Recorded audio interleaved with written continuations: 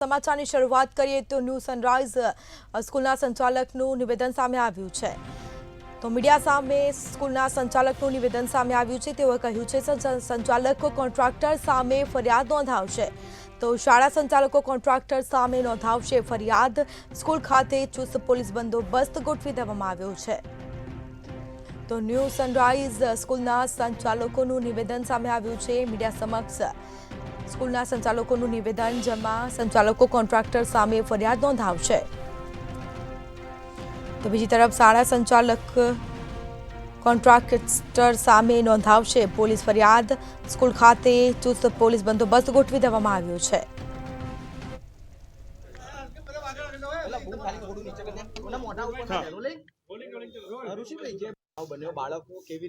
કાલે જે ઘટના બની એ સૌપ્રથમ તો ન્યૂ સનરાઈઝ એજ્યુકેશન ટ્રસ્ટ એના માટે ખૂબ ખૂબ ખૂબ દુઃખદ છે। આને માટે એ અમારા છોકરા છે, પેરેન્ટ્સના છોકરા કરતા પણ અમારા છોકરા પણ છે, અમારા શિક્ષક છે।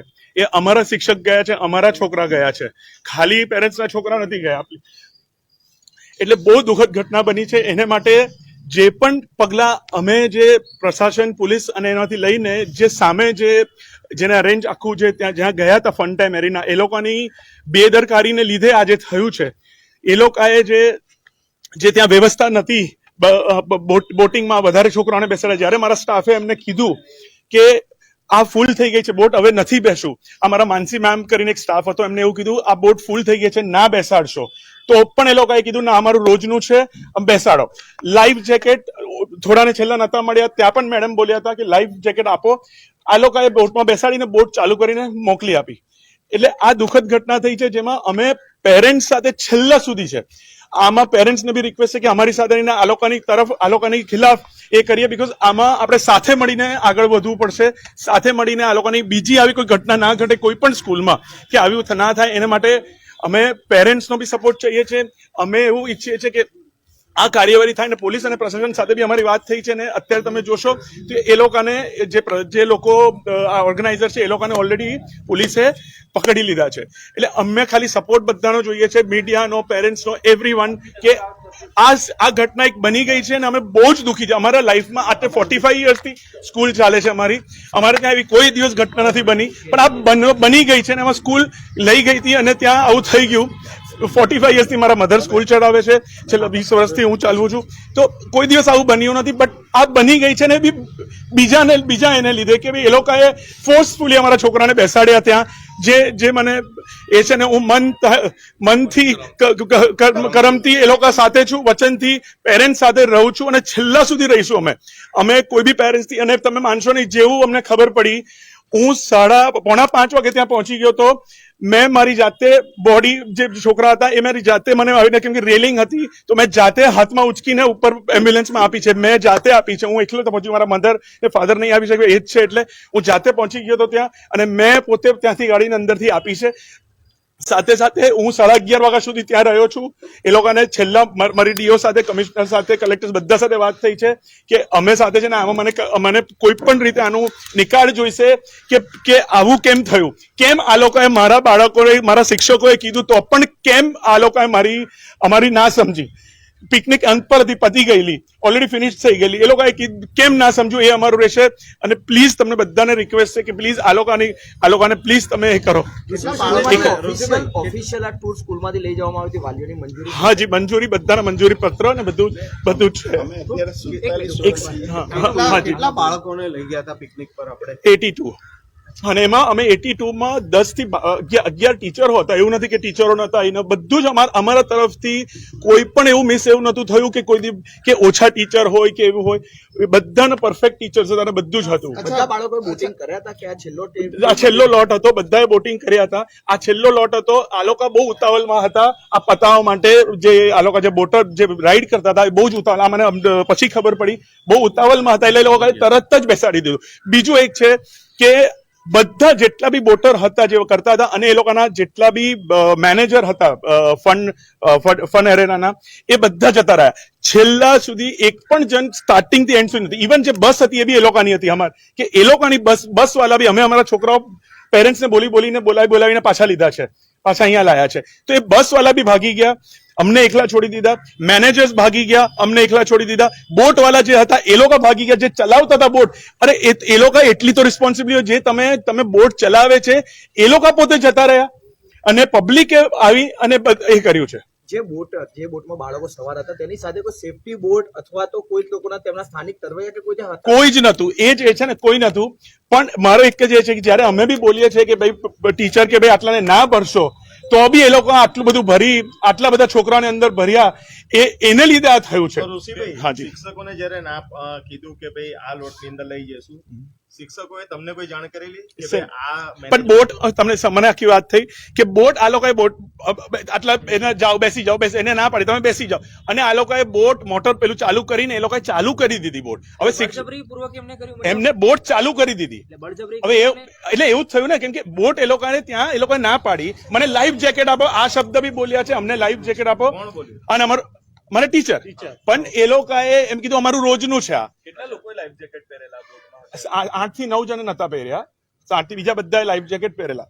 સામાન્ય રીતે તમે કોઈ પણ આ પ્રકારની ટૂર કરાવતા હોય છો તો એની કોઈ મંજૂરીઓ લેવાની હોય? આમાં જે ફિલ્ડ ટ્રીપ હોય છે, ડે ટ્રીપ, એની મંજૂરી લેવાની નથી. આ ફિલ્ડ ટ્રીપ કહેવાય. હા, વિધિન ધ સિટી, આ 6 થી 7 કિલોમીટરની અંદર એની કોઈ મંજૂરી લેવાની નથી હોતી. આટલી મોટી સંખ્યામાં તમારા વિદ્યાર્થીઓ જ્યારે કોઈ પ્રવાસમાં જવાના હતા તો કોઈ જે મેનેજમેન્ટ હોય એની સામે કોઈ તમે કાર્યવાહી પહેલા કરેલી ખરી કે ભાઈ અમારું આટલા વિદ્યાર્થીઓ આવવાના? હા, એના મેનેજર આવીને અમને મળી ગયેલા ને.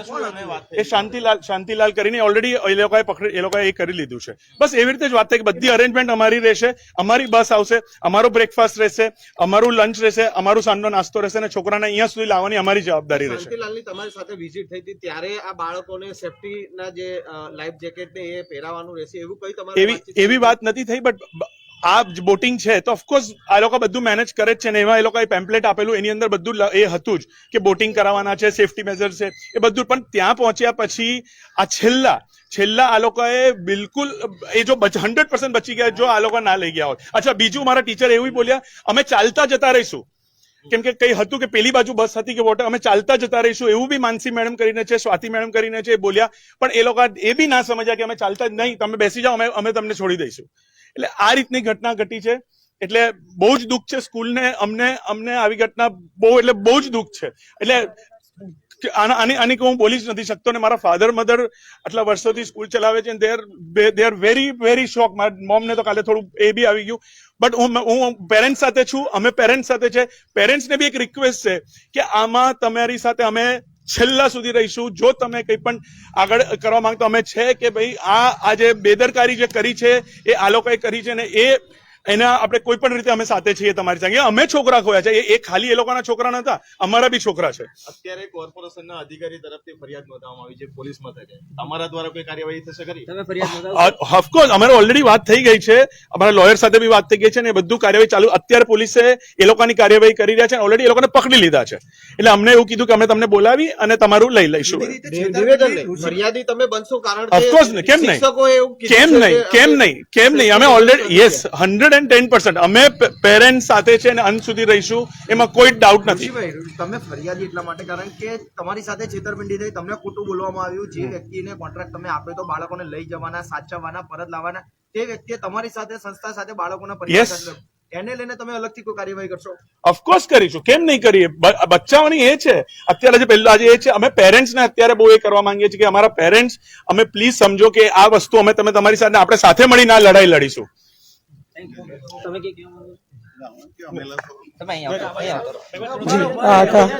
તમામ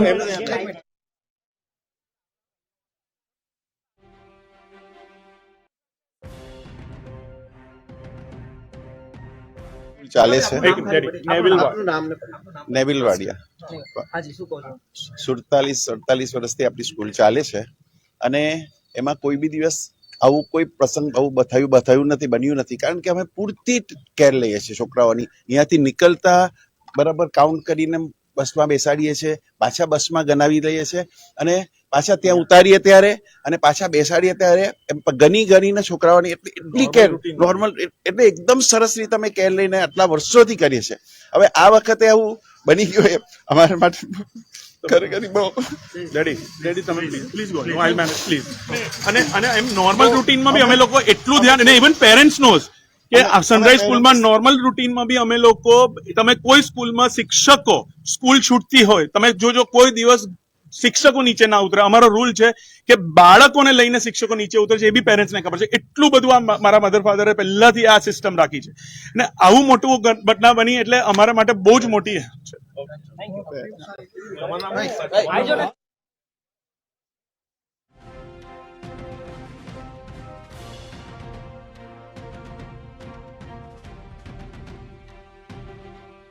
સનરાઈઝ સ્કૂલના સંચાલકોનું નિવેદન સામે આવ્યું છે મીડિયા સામે સ્કૂલના સંચાલકોનું નિવેદન સામે આવ્યું છે સંચાલકો કોન્ટ્રાક્ટર સામે નોંધાવશે ફરિયાદ તેમજ શાળા સંચાલકો કોન્ટ્રાક્ટર સામે પોલીસ ફરિયાદ પણ દાખલ કરશે અને સ્કૂલ ખાતે ચુસ્ત પોલીસ બંદોબસ્ત પણ હાલ ગોઠવી દેવામાં આવ્યો છે તો આ સમગ્ર મામલે ન્યૂ સનરાઈઝ સ્કૂલ બહાર પોલીસનો ચાપતો બંદોબસ્ત પણ ગોઠવી દેવામાં આવ્યો છે વડોદરામાં હરણી બોટ દુર્ઘટના મામલે 18 લોકો સામે ગુનો પણ દાખલ કરાયો છે આ મામલે કાર્યવાહી હાથ ધરાશે સંચાલકો વિરુદ્ધ બેદરકારી અને નિષ્કાળજીનો ગુનો દાખલ કરાયો છે તો ન્યૂ સનરાઈઝ સ્કૂલના સંચાલકોનું નિવેદન સામે આવ્યું છે મીડિયા સામે સ્કૂલના સંચાલકોનું નિવેદન છે તે સામે આવ્યું છે સંચાલકો કોન્ટ્રાક્ટર સામે પોલીસ ફરિયાદ નોંધાવશે તો શાળા સંચાલકો કોન્ટ્રાક્ટર સામે પોલીસ ફરિયાદ પણ દાખલ કરશે અને સાથે જ સ્કૂલ ખાતે ચુસ્ત પોલીસ બંદોબસ્ત ગોઠવી દેવામાં આવ્યો છે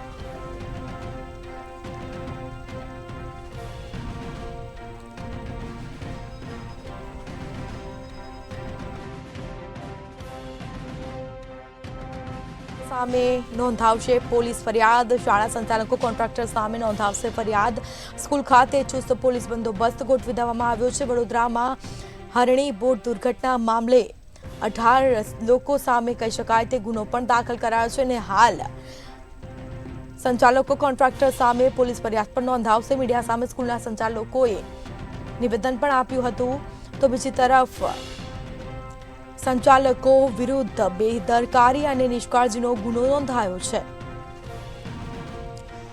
તો ન્યૂ સનરાઈઝ સ્કૂલના સંચાલકોનું નિવેદન સામે આવ્યું છે મીડિયા સામે સ્કૂલના સંચાલકોનું નિવેદન છે તે સામે આવ્યું છે